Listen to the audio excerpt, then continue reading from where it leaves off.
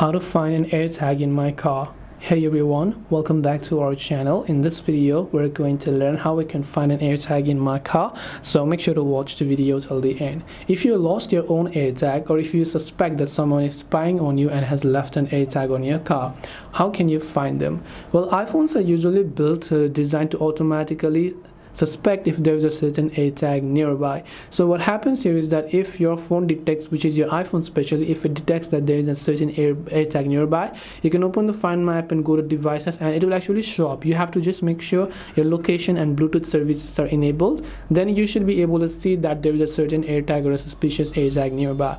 Now if you have your AirTag connected here in this case and you want to find it in your car because maybe you lost it, then you can choose to play a sound on your AirTag. So you'll find the AirTag under the devices section where you can tap on it and ask it to play a sound. It will play a sound from where else you can go ahead and then find an AirTag in your car.